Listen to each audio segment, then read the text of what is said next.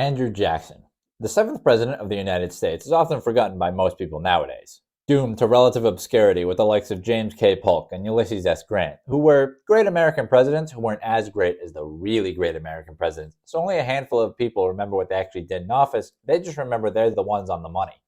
Which I think is a disservice, because Jackson in particular did more to shape modern America than most of his contemporaries combined. Jackson fundamentally changed the way elections were run and greatly increased the power of the president to be more than the guy who just signed Congress's bills into law. And on top of that, he paid off the entire national debt, something, mind you, that hasn't been done at any other point in the nation's history. He stopped the Civil War from happening 30 years early, and he literally founded the Democratic Party. Yeah, that Democratic Party? In this regard, he's kind of like the Democratic version of Abe Lincoln. So why is a man with such a long-lasting legacy now only remembered for the heinous crimes he committed against Native Americans?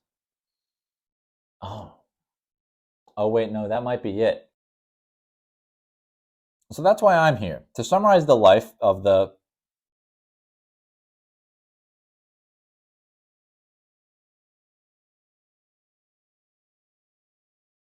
23rd greatest president, and look at the way his legacy is fading away and why the Democrats would rather forget their founding father, Andrew Jackson. Jackson was born to Elizabeth Jackson on March 15, 1767, in the British colony of South Carolina. It might have been North Carolina because borders were a little fuzzier back then, but it was probably South Carolina, so I'm going to keep calling it South Carolina. His father had died a month earlier while chopping wood, leaving his mother alone to tend to her three sons in the rural South Carolina wilderness. You see, Jackson had a bit of a temper growing up, like that one time when a group of kids tried to pull a prank on him by loading a musket with too much powder and having him fire it. Naturally, the blast knocked the little kid to the ground, and he responded by threatening to murder anyone who laughed at him. You know, as you do. Jackson's family was pretty poor growing up, so he never got a formal education, but he was taught to read and write because his mother had wanted him to become a minister. However, that would never come to pass because everything changed when Jackson was just 9 years old in 1776, the year the 13 British colonies declared their independence from Great Britain and the Revolutionary War began. Now, I don't know how much you know about rural South Carolina during the Revolution, but basically, it didn't go well. In 1780, the British were sick of losing in the North, so they went south to do some winning for a change. They marched up from Georgia and through South Carolina, where at the Battle of Stono Ferry, Jackson's eldest brother died from heat exhaustion fighting against them. Jackson himself at this time was serving as a courier for the militia in the area when he was captured by the British along with his brother. While in captivity, a British officer demanded that Jackson shine his boots, and when Jackson refused, the officer slashed him across the head. Had Jackson not partially blocked the blow with his left hand, he might have died, but instead he just got a wicked scar out of the whole thing. After being marched 40 miles without food, Jackson's mother was able to negotiate the release of her two sons. However, after the trip home, his brother Robert died from his wounds sustained from the same officer who had struck Jackson. Then, not long after this, his mother died of cholera while tending to wounded men in Charleston. By the end of the war, Jackson had lost his entire family to the British, and he carried those scars for the rest of his life, leaving him with nothing but a deep hatred for Britain. Shortly after the war was over and America was free, Jackson received $300 of inheritance. Mind you, not a small sum at the time, but he lost most of it gambling in Charleston. So he headed to North Carolina, where he studied law, and then went west to the District of Mero, which is modern-day Tennessee. In Tennessee, he boarded with John Overton, a fellow frontier lawyer and future Jackson man, in the home of the recently widowed Mrs. Donaldson in the settlement of Nashville. It was here Jackson met Rachel Roberts, the daughter of his hostess.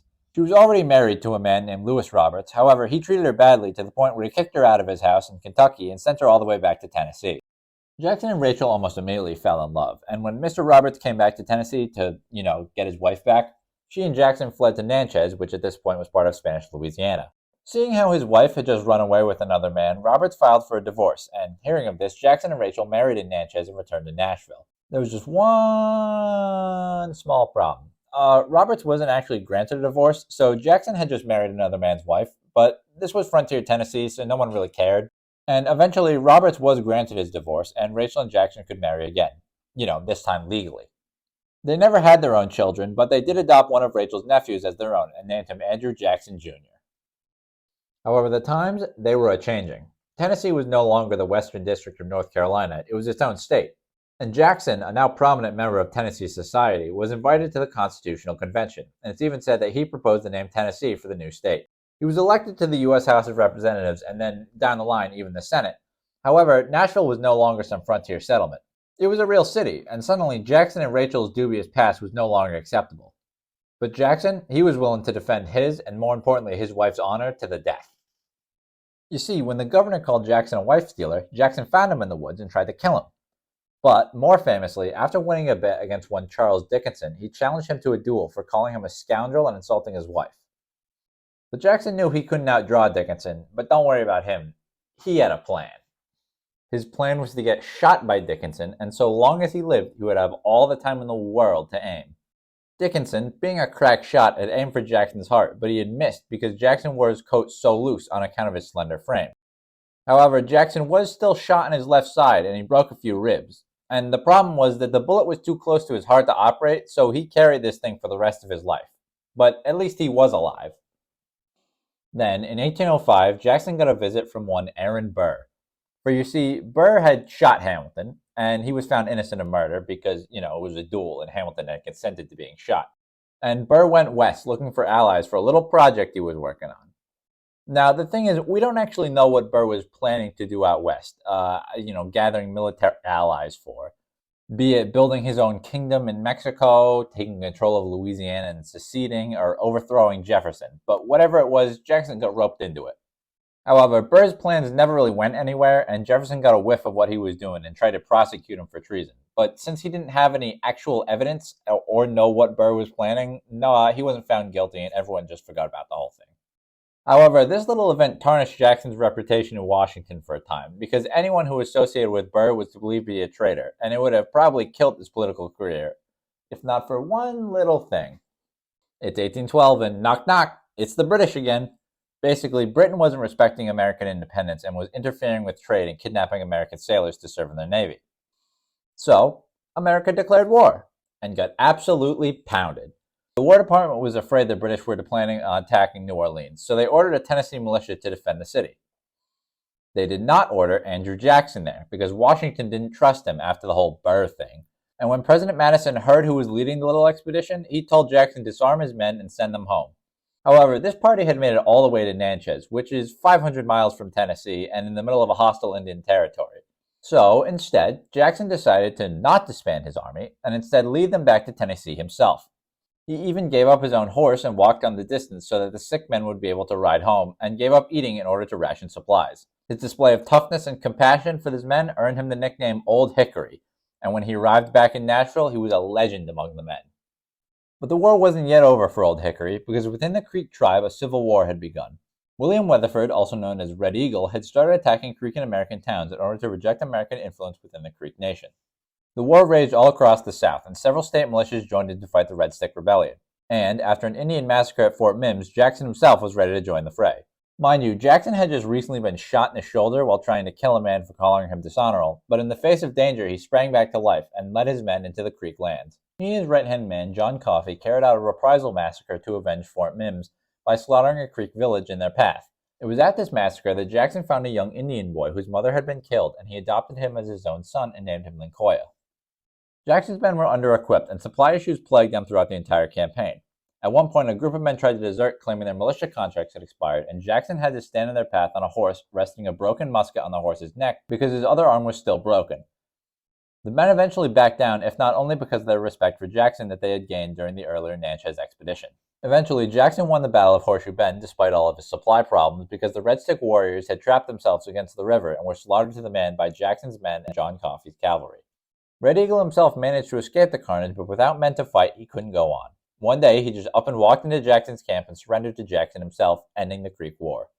In the Treaty of Fort Jackson, the Indians were forced to cede 23 million acres of land to the U.S., a third of which wasn't even taken from the Red Stick rebels, but from the Creeks who had sided with the U.S. It was here that Jackson earned the nickname Sharp Knife among the Indians, and he earned a major victory for himself. His exploits were widely reported and got his name on the national stage because the press was so hungry for even minor victories in a war which seemed like nothing but losses. After his victory at Horseshoe Bend, Jackson was promoted to Major General in the regular army, and he immediately marched south to defend New Orleans. The city was the lifeline of the American West, being at the mouth of the Mississippi River, the only waterway into the interior of the country. If Britain could cut off the Mississippi River, they could strangle the country. However, Jackson did have some time to get to the city because the British were busy burning down D.C. Needless to say, America was in dire straits, and a loss at New Orleans would be enough for Britain to claim victory in the war and demand harsh terms of surrender on the United States. As soon as Jackson arrived in New Orleans, he went about strengthening defenses in and around the city. He marched his men to Mobile to fortify Mobile Bay because he was sure the British would use the city as a landing point to take New Orleans. He ended up being right, and when the British arrived, they were unable to land and forced to withdraw. And while he was in the area, Jackson decided to sack Pensacola, Florida, which was owned by the neutral Spanish but was being used by the British as a forward base. Then he turned right around and retreated to New Orleans to defend the city proper. Jackson's army was a very diverse force, consisting of Tennessee militia, French Creoles, Choctaw Indians, freed blacks, and a band of pirates under Jean Lafitte, who would offer their cannons and local knowledge to Jackson in return for pardons. Jackson was ready to defend the city to the last man, and if he failed, he promised the city legislature that they would have a very warm session. And by that he meant he was going to burn the city down.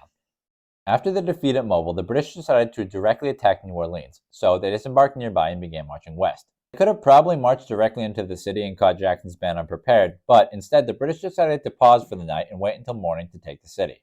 However, that night, on December 23rd, Jackson launched a surprise attack on the British camp. He didn't do much damage and he was forced to withdraw, but he startled the Brits, who thought they were facing a much smaller, unprepared force, and they halted their advance until reinforcements could be brought from the fleet. Capitalizing on the time he had just won, Jackson built a giant earthwork on the other end of an irrigation canal and mounted it with artillery, creating an impassable barrier the British would have to cross to take New Orleans. British General Edward Pakenham knew he was in a bad position, but he was too proud to retreat and reposition because Britain was expecting an easy win over the American Dirty Shirts. Then, finally, the day came. On January 8th, the British fired a flare into the air to signal their advance, and they began marching forward under cover of a thick morning fog towards the American defenses. And then almost immediately, a heavy wind came and blew the fog away, revealing the British advance to the American army. Jackson's men began shredding the British line formations behind their defenses, unleashing heavy musket and cannon fire into their columns. Jackson personally marched up and down the line, shouting encouragement to his men as he went. Meanwhile, British generals were being picked off one by one, and even Pakenham himself was nailed by a cannonball and killed. Pakenham's last words to John Lambert, the only surviving British commander, was to send in the reserves. However, seeing the state of the battle, Lambert refused, and he ordered a withdrawal. By noon, the Brits were running from the field, and Jackson had won an astounding victory. The British had lost 2,000 men that day, and while Jackson had lost just 13. Of course, technically, the war had already ended, but news of the treaty had not reached America yet, and so Jackson's victory reached the public right before they learned the war had ended, which made everybody think Jackson had just single-handedly won the war.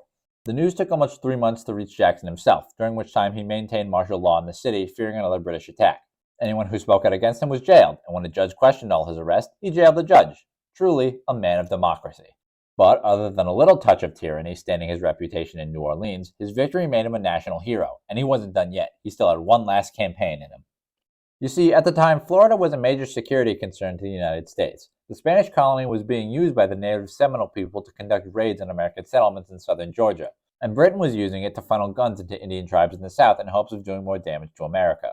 And on top of that, Spain had so little control over the colony that once before the U.S. military was able to just march in and destroy a fort being used to harbor escaped slaves. Secretary of War John C. Calhoun and President James Monroe sent Jackson down to the southern border to stop the Seminole raids by pursuing them into Florida and burning their villages. However, Jackson had a little bit of a different plan. He marched his army into Florida and just took it, just like that. He laid siege to a Spanish fort and occupied Pensacola, again. Obviously, this is sort of a little bit unconstitutional, and both Calhoun and Monroe were furious. However, Secretary of State John Quincy Adams, who had negotiated the Treaty of Ghent to end the War of 1812, stopped them from punishing Jackson, because it just so happened he had been trying to buy Florida this whole time, and Jackson's little invasion was perfect evidence that Spain couldn't protect the land, and if they didn't want to sell it, America could just take it. This actually worked, and Spain agreed to sell the territory, and as a reward for a job well done, Jackson was fired from the army and made governor of Florida. Naturally, Jackson hated being in Florida, so as soon as he could, he resigned as governor and went home, content to retire and spend the rest of his life with his wife and kids at the Hermitage. But wait, did you hear that? Knock knock, it's Johnny and John Overton, William Lewis, Felix Grundy, and Sam Houston. You see, these men were all friends of Jackson, and they saw his newfound fame as an opportunity. We're gonna make you president, buddy. And so it was. Jackson was peer pressured into becoming president, and the Nashville Junto was born. A group with the sole purpose of using Jackson's fame to make him president whether or not he wanted to, and while he insisted he didn't want the job. However, it wouldn't be so easy for the Nashville Junto, because the 1824 election is one of the more complicated elections in American history, for a variety of reasons. For starters, the race had 4 major candidates, and despite being wildly different, they were all from the same party, the Democratic Republicans, because the Federalist Party fell apart after the War of 1812. Our first candidate is John Quincy Adams, son of founding father and second president of the United States, John Adams. He served as Secretary of State under James Monroe. and as a New Englander, he was the only Northern candidate in the election. He favored internal improvements and increased government power, almost like a Federalist. Next up, we have William H. Crawford. This Jeffersonian Republican takes us back to the good old days when only men with property can vote and every president was a Virginian. He was Secretary of the Treasury under Monroe and the favorite to win the election. He had the support of the party machinery and Jefferson himself, and he had Martin Van Buren, the little magician himself, running his election, ensuring the support of New York. After him, we have Henry Clay, Speaker of the House of Representatives and former war hawk. Clay was responsible for both starting and ending the War of 1812. Hailing from the far western state of Kentucky, Clay looks more like a regional candidate, and his only hope of winning is for the presidential vote to be taken to the House, where he believes he can use his influence to win. An honorable mention goes to John C. Calhoun, Secretary of War under Monroe. Calhoun, a Southern sectional candidate from South Carolina who seems to be a second place across the whole country. He drops out of the race early and is guaranteed a spot as vice president for his troubles. Also, he is very racist, which is saying something considering 3 other candidates owned slaves. Also, yes, Jackson did own slaves. I'll talk a little bit more about that later. 1824 was also an interesting election because the times were changing. The country was becoming more democratic, and male suffrage had been extended in most states to include all white males, which gave Jackson a huge boost because he was the champion of the common man and considered the next George Washington. However, William Crawford had the backing of the Democratic Republicans and had been chosen by the party caucus, with Martin Van Buren guaranteeing him New York and Virginia. He was the obvious choice to win. Until, I'm having a stroke. Because of his condition, Crawford was bedridden and unable to speak for the rest of the election. And while Van Buren tried to hide his condition from the people, everyone began questioning whether or not Crawford was fit to rule since they hadn't seen him in a while. With Crawford out of the race and Clay too regional a candidate to compete, the real challenge was between Andrew Jackson and John Quincy Adams. Adams was a strong candidate in the North, but for many people he seemed a little too much like a Federalist, like his father. And on top of that, Jackson men were working around the clock, using newspapers and pamphlets to spread their message nationally and to play into Jackson's past successes. They held barbecues and parades to rally support for their candidate, something almost unheard of at the time when openly campaigning was seen as corrupt. Jackson, for his part, made sure to keep his anger under control while not making his political stances widely known. His campaign was based more on his personality and war hero prestige than that of his policies. However, there was one big problem. With 4 candidates all carrying states, it became clear that no one would be able to win the Electoral College. Jackson overall won the election, winning both the plurality of the Electoral College and the popular vote. However, as the Constitution says, without an Electoral College majority, the vote passes to the House of Representatives to decide the election. However, despite this being part of his plan from the start, Clay wasn't going to the House because he came dead last, and only the big 3 candidates got to go to the House. This made Clay very sad, but then he had a little bit of an idea. On January 9, 1825, Clay and Adams had a meeting, and they hatched a devious plot. Clay would use his sway within the House of Representatives to give Adams the win. In return, he could get a little something from Adams. So, when the day came, Adams won the House vote, and he was elected the 6th President of the United States. Surprisingly enough, Jackson took the loss with grace and humility, even congratulating Adams on the win. And then Adams named Clay to be his Secretary of State. And Jackson was absolutely furious. He called Clay the Judas of the West and a corrupt man who had made a corrupt bargain to steal the presidency. Functionally, Clay had just signed his own political death warrant, and Jackson began work on his next presidential campaign to blow Clay and Adams out of the water.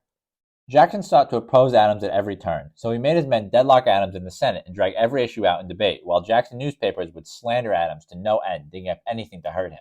If a loyal Jackson paper didn't exist in an area, he would found a new one so they could slander Adams there. One time, Adams made the mistake of buying a billiards table with his own money, and Jackson men turned it into a national scandal that proved Adams was using state money to gamble. However, Adams really wasn't doing himself any favors when he showed support for infrastructure and internal improvements and even investments in sciences and arts. Like a nerd. Or a Federalist. Even worse. At one point, Jackson men just straight up said that Adams had acquired an American version for the Russian Tsar while he was the ambassador, which is admittedly a weird accusation, but I guess it got the point across. Jackson was bringing Western campaign tactics to the national stage, and Adams had to play catch-up. Adams started by trying to call Jackson illiterate, which only proved that he himself was an elite. And Clay also got in on the fun, calling Jackson a Caesar who would rule as a military tyrant and make himself king. Adams' men did have some success, however, most notably being the Coffin Handbill, which used Jackson's infamously bloody past against him. Clay also went out of his way to dig up Rachel's past. However, one of Jackson's campaign men had to personally tell Clay not to bring it up because Jackson would actually kill him if he did.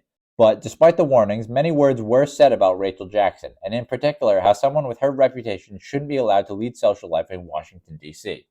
And then, Martin Van Buren joined Jackson's camp, and it was all over for Clay and Adams. Van Buren brought his campaign expertise that had allowed him to get third place in 1824 to a stroke victim over Henry Clay. He nationalized the Jackson campaign, bringing together Jackson supporters from all over the country and coordinating them centrally as one unit. With such a force behind him, when 1828 rolled along, Adams and Clay were powerless to stop Jackson. While they sat by calling him a fool and a tyrant, Jackson and Van Buren built a national coalition that could not be beaten. Jackson won the 1828 election, 178 electoral votes to 83. He had gotten his revenge, and now he was president. But before he could be inaugurated, tragedy struck Jackson.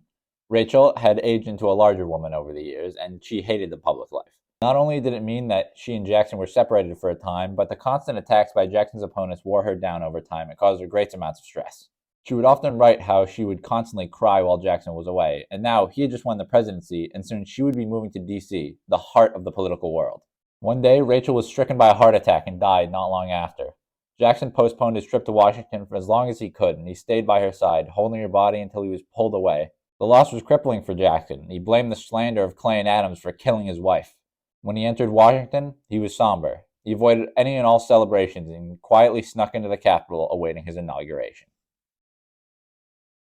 Jackson was inaugurated 7th President of the United States on March 4, 1829, and to celebrate, he threw a massive party. And since he was the man of the people, after all, he let everyone in, and they absolutely trashed the White House.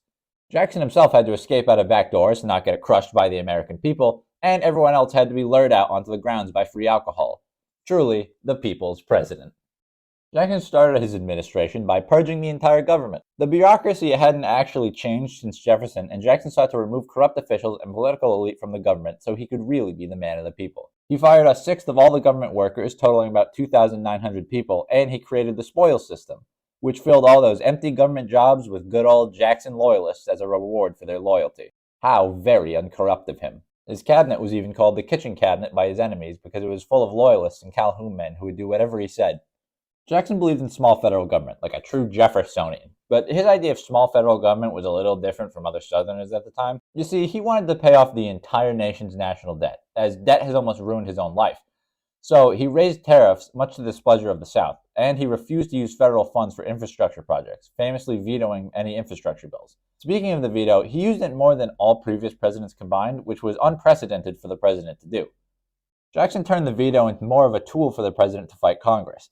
He believed because the president was elected by the people, he was more representative of them as opposed to the Senate, which was elected by state legislators. He also wanted to abolish the Electoral College and create a popular vote to elect the president for the same reason. Because of all of this, Jackson feared the tyranny of the elites, which is why he aimed to make the president more powerful in order to combat the elites in Congress and carry out his will.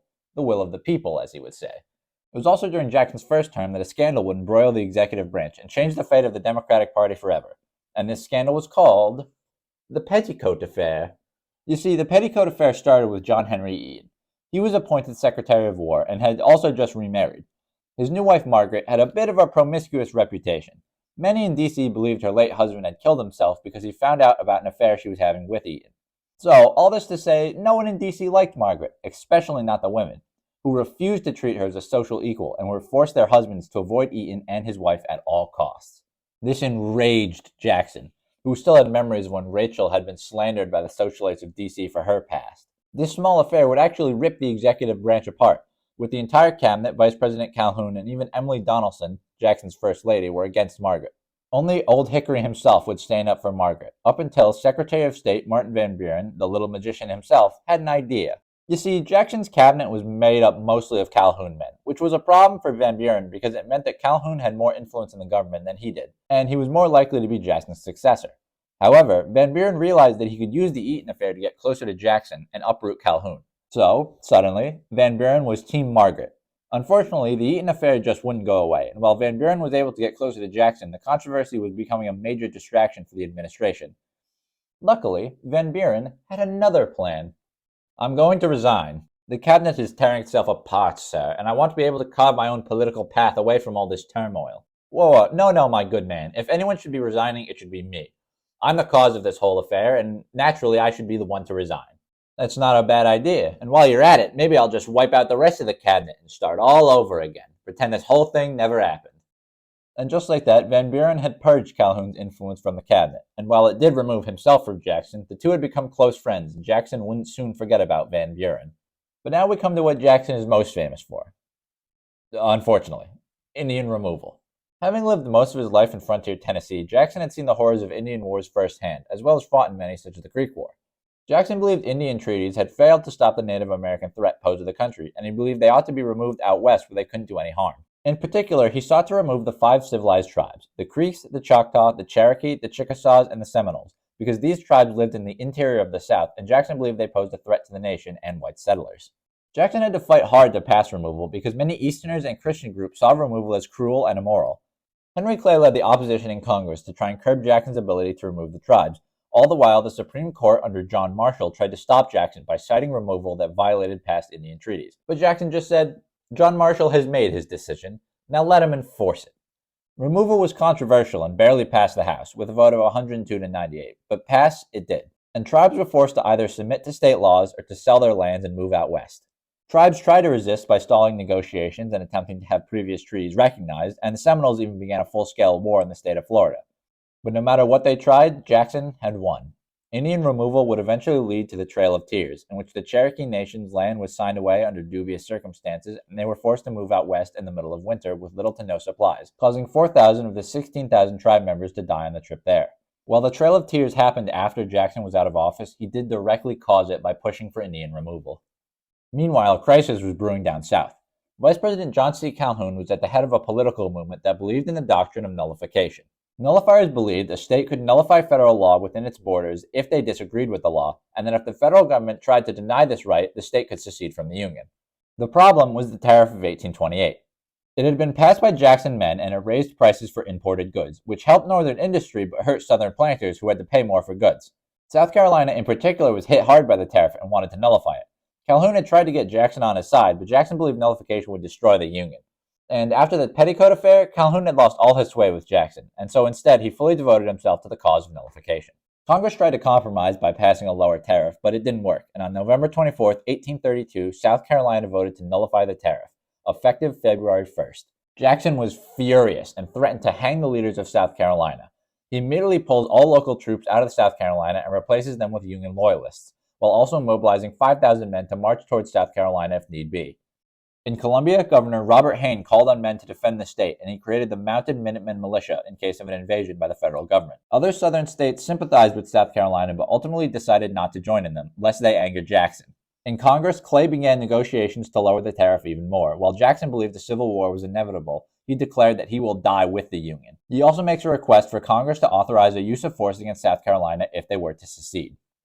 It looked like civil war was just on the horizon as the deadline rapidly approached for nullification, when on January 21, 1833, South Carolina backed down awaiting the result of the lower tariff. The Compromise of 1833 is passed, which lowered the tariff over time while also granting Jackson the ability to use force if South Carolina were to secede. On March 15th, South Carolina rescinded nullification and the crisis was finally over.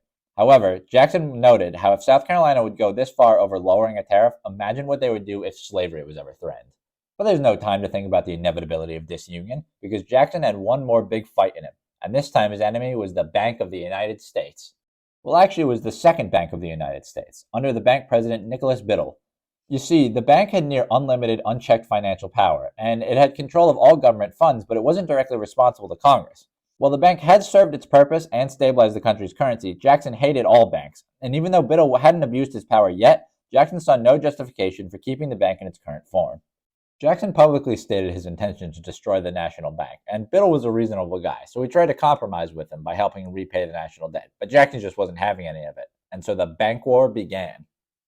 The charter for the bank was due to expire in 1836, so Biddle got to work buying congressional support for the bank, and by buying, I mean he began giving long-term, low-interest loans for any congressman who would support recharter. Biddle hoped to win recharter before the 1832 election, because he thought there was no way Jackson would veto the bank if he meant that he would risk his re-election. Well, he was dead wrong, because that's exactly what he did. When the bill to recharter the bank reached Jackson, he vetoed it, saying to Van Buren, "The bank is trying to kill me, Mr. Van Buren, but I will kill it." Speaking of the 1832 election, Jackson handily won it. Despite Biddle's attempts, Jackson was at the height of his popularity, and with Calhoun being openly hostile, Jackson dropped him and ran with Martin Van Buren as his vice president. All of Van Buren's work had finally paid off, and now he was at Jackson's side and not Calhoun. Jackson's opponent was, naturally, none other than Henry Clay, leading the National Republican opposition. But Jackson's personality, combined with all that he'd accomplished in office, along with the new Democratic Party serving as his political machine, made Jackson nigh unstoppable. He won in an electoral college landslide, 217 to 49, beating Clay 2-1 in the popular vote. With the country truly behind him, Jackson had all the power he needed to carry out his will and kill the Bank of the United States. At this point, Biddle could see the writing on the wall, and he knew Jackson was coming for him, so he enacted his last desperate defense to save the bank. He recalled all the bank's loans in order to cause businesses and other banks to default, crashing the economy, which would put pressure on Jackson to renew the bank. The first part of the plan works perfectly, with merchants and farmers beginning to feel the financial pressure. Northern businesses in particular are hit hard, and they begin to beg Jackson for relief, but Jackson refuses to budge, going so far as to pull the public funds from the national bank and move them into state banks. Biddle responds to this escalation by worsening the crisis, causing people from all over to go to Jackson, pleading for him to end the crisis. In Congress, there is talk of impeachment, with Clay and Calhoun calling Jackson a king who has destroyed the liberty of the nation in just 8 years he's been in office. But despite all this pressure, old Hickory just doesn't break, and the House votes to never recharter the bank, while the Senate, led by Clay, votes to censure Jackson for presidential overreach. But for Biddle, this is too little too late, and by March 1834, the Senate would pull its support from the bank, and his plan to defeat Jackson had failed. Jackson had once again triumphed. Speaking of money, France owed the US a lot of money. 25 million francs to be exact, and despite having previously agreed to pay the debt, the French legislature refused to allocate funds, leaving the debt unpaid. This enraged Jackson, who was ready to start a war with France if they didn't pay, and funny enough, Clay actually agreed with this sentiment. Clay started talking about war with France in the Senate, while Jackson continued to demand the sum to be paid. It looked like war was inevitable until Britain intervened, realizing that war across the Atlantic would be a slight inconvenience to them. They asked France to pay up, and France agreed so long as Jackson apologized for insulting France's honor, and Jackson just flat out refuses to apologize. And you know what, France? They still pay up. It's really beautiful how the one time Jackson and Clay worked together, it's to strong-arm France into paying debts. And speaking of which, when France did finally pay the debt, Jackson finally had enough money to pay off the entire national debt. On January 8th, 1835, for the first time in American history, the country had zero debt, something which hasn't been accomplished since. It was also around this time that an attempt was made on Jackson's life. When Richard Lorraine had huffed too many paint cans, and I mean this quite literally, he was a painter, and since paint was made with lead, they tended to go a little crazy, and he believed he was King Richard III of England, and Jackson had stolen his kingly wealth by closing the Second Bank of the United States. He attempted to kill Jackson as he was exiting a funeral. He jumped out from behind a pillar and fired a pistol, but the gun misfired, so he pulled out his second pistol, which also happened to misfire. It was at this point Jackson leapt at his opponent and attempted to cane the man to death with his walking stick until he was pulled away. You know, classic Jackson. But unfortunately, the time of Jackson was coming to an end. It was 1835, and despite Clay's claims, Andrew Jackson had not made himself king, which means the question of who would succeed him as the leader of the Democratic Party was up in the air. Well, that might have been a question at one point, but with Calhoun out of the picture, the choice was obvious. It was Martin Van Buren would be the next president. At least that was what Jackson wanted, but the Democratic Party was already beginning to fall to regionalism. You see, Van Buren was a New Yorker, which naturally angered a lot of people, but especially out west in Tennessee, who didn't want to have a Northerner running the show, even if he was supported by Jackson. This caused a small rift in the Democratic Party to form, with Tennessee running their own candidate in 1836. But despite this, Van Buren still won the election, and Jackson still got his way. Unfortunately, shortly after this, Jackson suffered from a hemorrhage that left him bedridden for the rest of his presidency. However, despite being bedridden, Jackson secured one last win for his legacy when he got his official censure by the Senate stricken from the records, clearing him of any wrongdoing. The last thing he did in office was officially recognize the independence of the Republic of Texas before he packed up and left Washington for the last time. Speaking of Texas, let's rewind a little bit. Remember Sam Houston? He was in the Nashville junta originally and even fought under Jackson in 1812. Well, he had recently made the move to Texas, which was fighting for its independence from Mexico. Long story short, Texas won, and now Sam Houston was the president of Texas. Good for him. His main goal was to get Texas annexed by the United States because he was afraid that if Mexico ever came back, Texas might not win another war. Jackson actually refused to annex Texas because he was afraid of upsetting the slave state and free state balance in the country, because slavery was becoming a really heated issue in the country. So Texas was left independent for a while, but Jackson did make it his goal to annex the territory after the presidency. Clay, who was still around, opposed annexation and was running for president in 1844 as leader of the new Whig Party, which had formed as the anti-Jackson Party. Jackson put forward James K. Polk for the Democratic nominee, who was dubbed New Hickory. Polk barely beat out Clay and would go on to annex Texas and complete Manifest Destiny, just as Jackson wanted. However, Jackson would never get to see the annexation of Texas, because all those years of being constantly ill had finally caught up with him. As he lay on his deathbed, people from all over came to see the face of the dying general who had done so much to shape the nation. And on June 8, 1845, Andrew Jackson died of heart failure at the age of 78. A visitor to Jackson's home asked one of the house slaves if he believed Jackson would go to heaven, and the slave replied, "If the general wants to go, who's going to stop him?"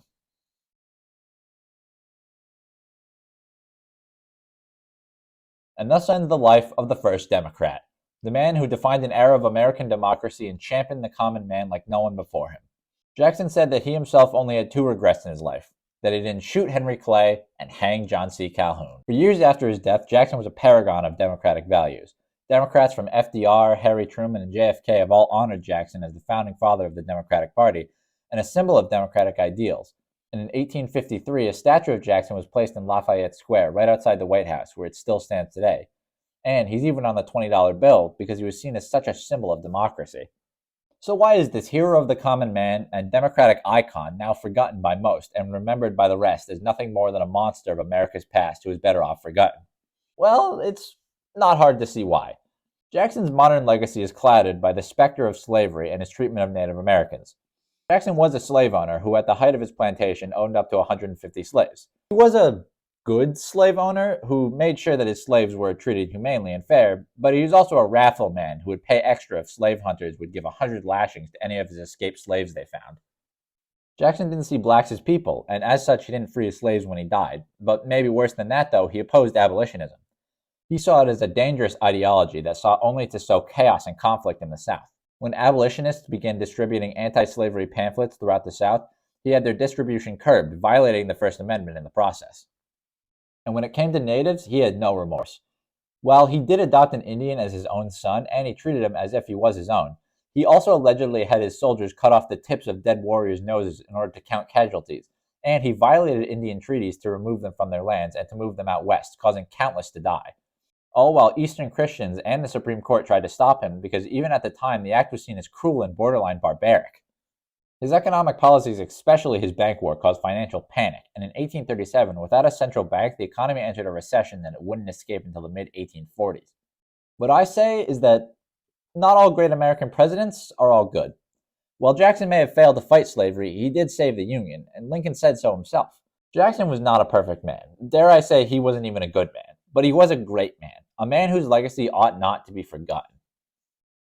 He was King Mob, King Andrew I, America's Caesar, slayer of the banks, a complete jackass, the hero of New Orleans, Sharp Knife, Old Hickory. He was Andrew Jackson, the first Democrat, and while he was not a good man, he was a great man who did so much to shape this nation and what it is today, lest we ever forget.